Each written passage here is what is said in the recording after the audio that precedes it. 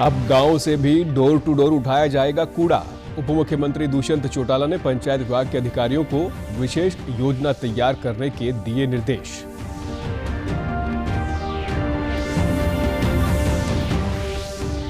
केंद्रीय सड़क परिवहन और राजमार्ग मंत्री ने कहा, सड़क दुर्घटना की मौतों को कम करने के लिए केंद्र सरकार 8 सीटर गाड़ियों में कम से कम 6 एयरबैग लगाना करेगी अनिवार्य।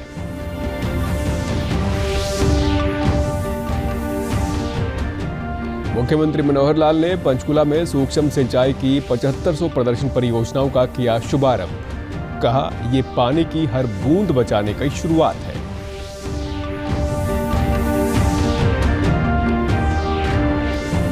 और महिला एवं बाल विकास मंत्रालय ने पानीपत में की 8 वर्ष की उपलब्धियों की समीक्षा। हरियाणा के अलावा चंडीगढ़, पंजाब, हिमाचल प्रदेश और दिल्ली के प्रतिनिधियों ने लिया हिस्सा। नमस्कार, मैं सुरेंद्र कुमार। अब समाचार विस्तार से। गांव को गंदगी मुक्त करने के लिए प्रदेश सरकार ने अब शहरों की तर्ज पर गांव में भी डोर टू डोर जाकर कूड़ा उठाने का निर्णय लिया है। इसके लिए उप मुख्यमंत्री दुष्यंत चौटाला ने कल चंडीगढ़ में विकास एवं पंचायत विभाग के अधिकारियों के साथ बैठक की। बैठक में उप मुख्यमंत्री ने कहा कि सरकार का प्रयास है कि सभी गांव गंदगी मुक्त हों। उन्होंने अधिकारियों को डोर टू डोर कूड़ा उठाने के लिए एक विशेष योजना तैयार करने के निर्देश दिए हैं। दुष्यंत चौटाला ने कहा कि गांव में लोग अपने घरों से कूड़ा करकट उठाकर फिरनी या पंचायती जमीन पर डाल देते हैं, जिसके कारण गांव में गंदगी फैल जाती है। बारिश के दिनों में तो बीमारियां फैलने की आशंका बन जाती है। कूड़ा उठान का कार्य किसी कंपनी या एनजीओ के माध्यम से करवाया जाएगा और उसकी छंटनी कर ट्रीटमेंट प्लांट में भेजा जाएगा। उप मुख्यमंत्री ने अधिकारियों को निर्देश दिए कि ऐसी योजनाएं बनाएं जिसमें डोर टू डोर कूड़ा उठाने वाली कंपनी या एनजीओ ही गांव के विद्यालय, अस्पताल, आंगनबाड़ी और पंचायत घर जैसे कुछ चिन्हित स्थानों से भी कूड़ा करकट उठाएं। दुष्यंत चौटाला ने कहा कि कूड़ा उठाने वाली कंपनी की गाड़ी का गांव में आने का समय पंचायत या अन्य सामाजिक संस्थाओं से बातचीत कर तय किया जाना चाहिए। सड़क दुर्घटनाओं में होने वाली मौतों को कम करने के लिए केंद्र सरकार 8 सीटों वाले मोटर वाहनों में कम से कम 6 एयरबैग लगाना अनिवार्य करने की नीति लागू करेगी।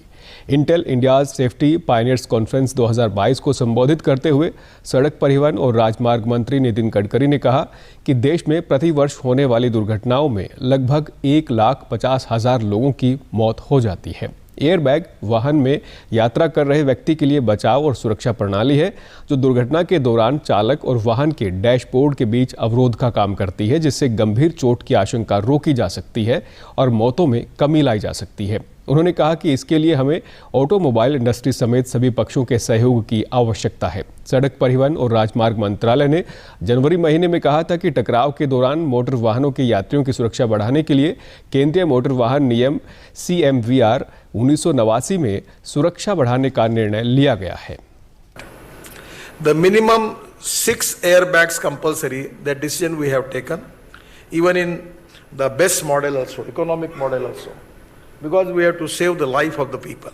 Special thanks to Intel under the leadership of Nivrutti Rai for taking initiative in road safety and particularly the Safety Pioneer Conference, where the 3 important issues which are very, very important for the road safety, one is safer vehicles, safer roads and safer drivers.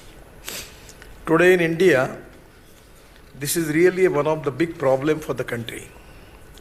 Every year we have 5 lakh accidents and 1.5 lakh deaths and 3 lakh serious injuries. 400 accidental deaths per hour in the country, this is the statistic.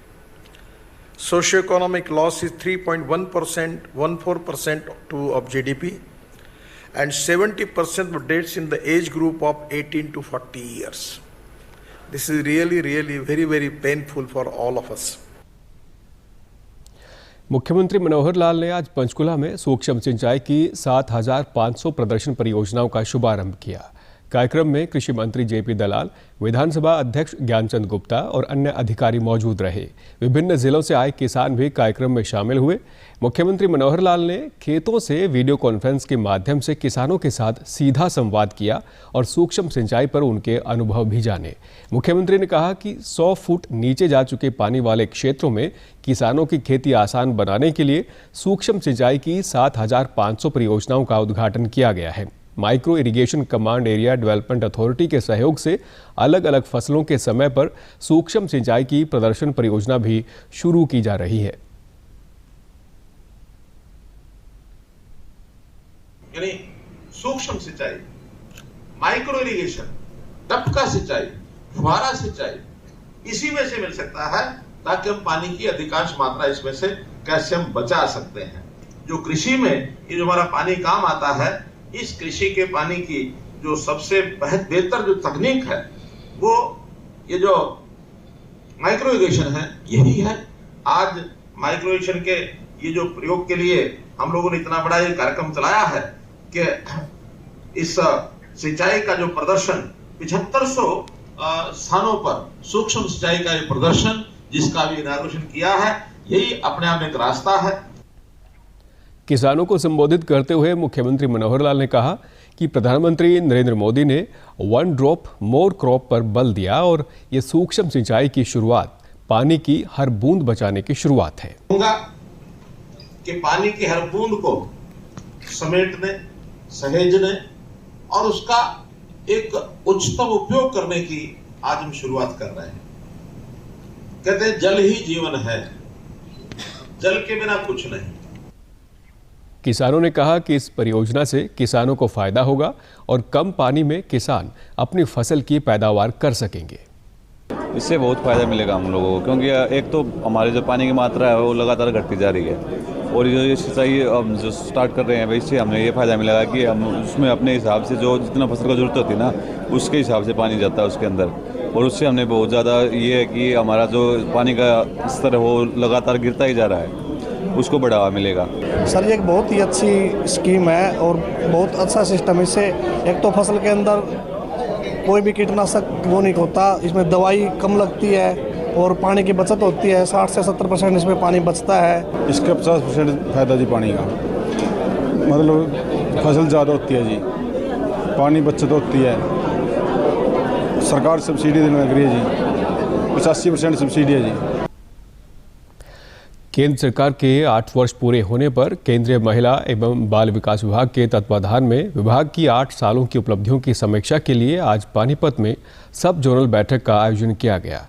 बैठक में हरियाणा, चंडीगढ़, पंजाब, हिमाचल प्रदेश और दिल्ली के प्रतिभागियों ने हिस्सा लिया। कार्यक्रम में केंद्रीय महिला एवं बाल विकास राज्य मंत्री डॉक्टर मुंजापरा महेंद्र भाई, प्रदेश की महिला और बाल विकास राज्य मंत्री कमलेश ढांडा भी मौजूद रहे। इस अवसर पर डॉक्टर मुंजापरा महेंद्र भाई ने कहा कि नारी उत्थान के लिए प्रधानमंत्री नरेंद्र मोदी के नेतृत्व में मंत्रालय ने सुकन्या समृद्धि योजना, सुरक्षित मातृत्व आश्वासन सुमन योजना, महिला शक्ति केंद्र योजना शुरू की है, जिनके अच्छे परिणाम मिल रहे हैं। चाहिए आगे बढ़ेगी तो फॉरेन के लिए चाहिए या तो बिजनेस के लिए या जॉब के लिए पैसे चाहिए, तो बचपन से उसको सुकन्या समृद्धि योजना का बेनिफिट मिले। ऐसी सुकन्या समृद्धि योजना नरेंद्र भाई मोदी जी ने दी है और बच्चों की देखभाल के लिए हमने 2245 बाल देखरेख संस्थान हमने चाइल्ड लाइन 1098 का हमने एक दिया है और संवाद है पीएम केयर का अभी है। काफ़ी बच्चों के साथ हमारा इंटरेक्शन हुआ। महिला एवं बाल विकास मंत्री कमलेश ढांडा ने कहा कि प्रदेश में 1 स्टॉप सेंटर, चाइल्ड हेल्पलाइन, पोषण अभियान, सक्षम आंगनबाड़ी, मिशन शक्ति स्कीम, मिशन वात्सल्य और बेटी बचाओ बेटी पढ़ाओ आदि योजनाएं जमीनी स्तर पर कार्य कर रही हैं। योजनाओं का लाभ उठाने वालों ने सरकार की विभिन्न योजनाओं को सराहा। केंद्र सरकार की हैं चाहे हमारी प्रदेश सरकार की हैं, तो हम लगातार उन पर हमारी जो योजनाएं वो लाभार्थियों को उनका लाभ मिल रहा है। और जो हमारे लाभार्थी यहाँ पर आए हैं, जो हमें बुलाए हैं, तो उन्होंने बड़ा बेतड़क होकर अपने जो उन्होंने लाभ मिला उसको बताने का काम किया है। तो मुझे 1 स्टॉप सेंटर का पता चला तो इन्होंने मेरी बहुत हेल्प की। मेरे सामान में वहीं पे मेरा सामान था तो उन्होंने मेरा सामान भी दिया था, तो तब मेरा सामान मेरे घर आया। Thank you 1 stop centre. और थैंक यू मोदी जी। लंबित घोषणाओं के कार्यों में तेजी लाने के लिए मुख्यमंत्री मनोहर लाल ने कल चंडीगढ़ में विभिन्न जिलों के अधिकारियों के साथ बैठक की और कहा कि प्रदेश के सभी सब डिवीजनों में लघु सचिवालय बनाए जाएंगे। उन्होंने सफीदो स्टेडियम का नाम तुरंत प्रभाव से डॉक्टर श्यामा प्रसाद मुखर्जी के नाम पर रखने के अलावा चरखी दादरी में नई जेल का निर्माण करवाने के लिए जमीन का चयन करने के भी निर्देश दिए। मुख्यमंत्री मनोहर लाल ने कुरुक्षेत्र में शाहबाद सड़क और बरवाला सड़क के साथ लगती दुकानों को नियमित करने के लिए सर्वे करवाकर नीति तैयार करने के भी निर्देश दिए। मुख्यमंत्री ने कहा कि विकास परियोजनाओं को अमली जामा पहनाने के लिए जिन क्षेत्रों में जमीन की आवश्यकता है उसे ई भूमि पोर्टल के माध्यम से ही लिया जाए। इसके अलावा योजनाओं के लिए पत्राचार करने के साथ अधिकारी व्यक्तिगत स्तर पर मौके का मुआयना कर तुरंत प्रभाव से सरकार को रिपोर्ट सौंपे। मुख्यमंत्री मनोहर लाल ने कल हरियाणा सचिवालय में high power land purchase committee की बैठक की और लोक निर्माण विभाग के 6 प्रोजेक्ट के लिए ई भूमि पोर्टल के माध्यम से 157 करोड़ 38 लाख रुपए में 181.98 एकड़ जमीन की खरीद को मंजूरी दी।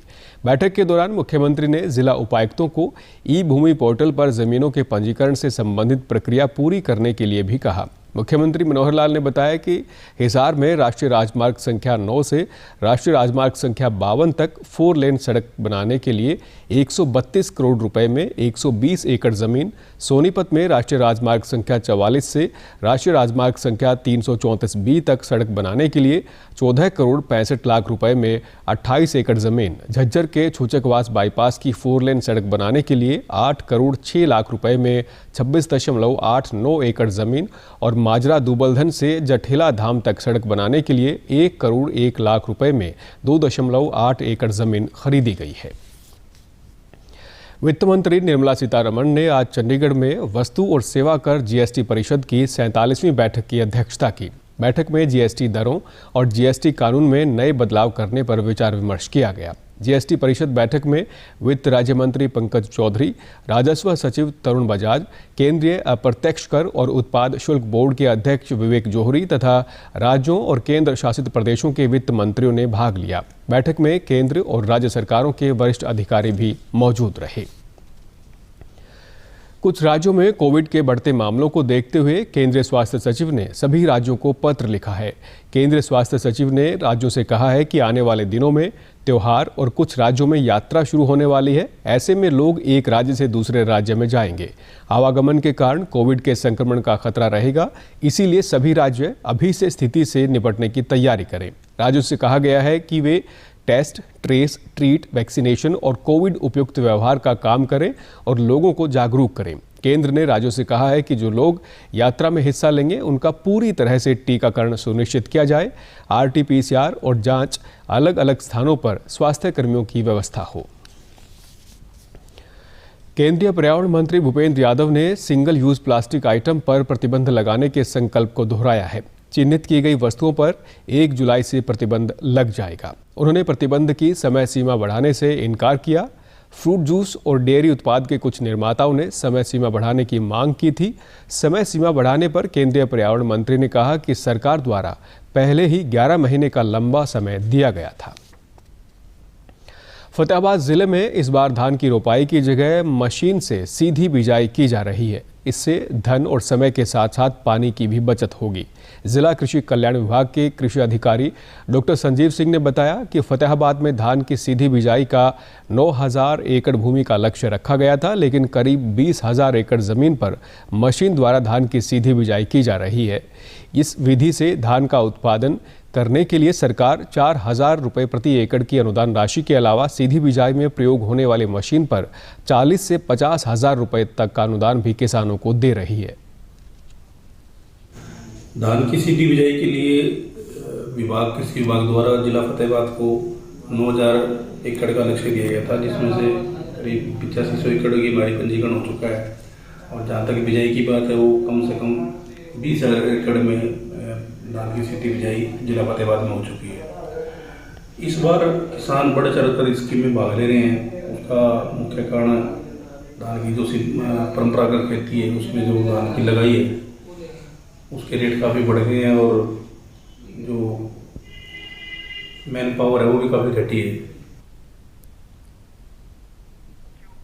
सरकार की योजना का लाभ उठाने वाले किसानों ने बताया कि ये योजना उनके लिए वरदान बनकर आई है। उन्हें उम्मीद है कि इस बार पानी की कम लागत के बावजूद उनकी धान की अच्छी फसल होगी। किसानों ने कहा कि ये समय धान की बिजाई के बिल्कुल अनुरूप है और वे सरकार के नियमों का भी पालन कर रहे हैं। ये 1 लाख कुछ रुपए गया अपने पास सर, वो है टंकी है स्प्रे वाली, इसके साथ है। ये 1,20,000 रुपये की हमें मिली है। KS एग्रो की है, बहुत अच्छी मशीन है सर। इसमें अनुदान आएगा शायद 50% होता है। सरकार मदद इसमें सर 4,000 प्रति एकड़ कह रखा है। जब आएगा तो श्योर पता लग जाएगा। पंजीकरण में इसका वो हो जाएगा, अपने खाते में आ जाएंगे पंजीकरण की सहायता से। आज धान की एक नई किस्म है जो मशीन के द्वारा बीजी जाती है और इसके अंदर जो है एक बेनिफिट जो किसान भाइयों को, हमारे मित्रों को जो मिलने वाला है वो ये है कि इसमें पानी की खपत बहुत कम होती है और साथ ही इसके लिए जो लेबर वगैरह है उसकी ज़रूरत नहीं पड़ती। गवर्नमेंट की तरफ से एक सब्सिडी दी जाती है जिसमें मशीन प्रोवाइड कराई जाती है धान को बीजने के लिए। अंत में इस बुलेटिन के मुख्य समाचार एक बार फिर।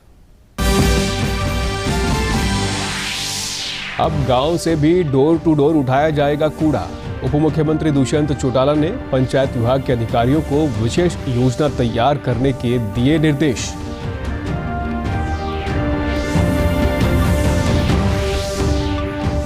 केंद्रीय सड़क परिवहन और राजमार्ग मंत्री ने कहा, सड़क दुर्घटना की मौतों को कम करने के लिए केंद्र सरकार 8 सीटर गाड़ियों में कम से कम 6 एयरबैग लगाना करेगी अनिवार्य।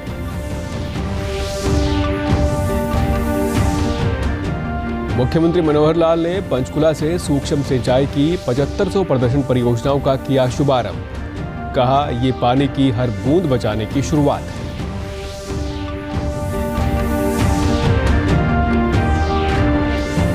और महिला एवं बाल विकास मंत्रालय ने पानीपत में की 8 वर्ष की उपलब्धियों की समीक्षा। हरियाणा के अलावा चंडीगढ़, पंजाब, हिमाचल प्रदेश और दिल्ली के प्रतिनिधियों ने लिया हिस्सा। समाचारों में आज इतना ही। नमस्कार।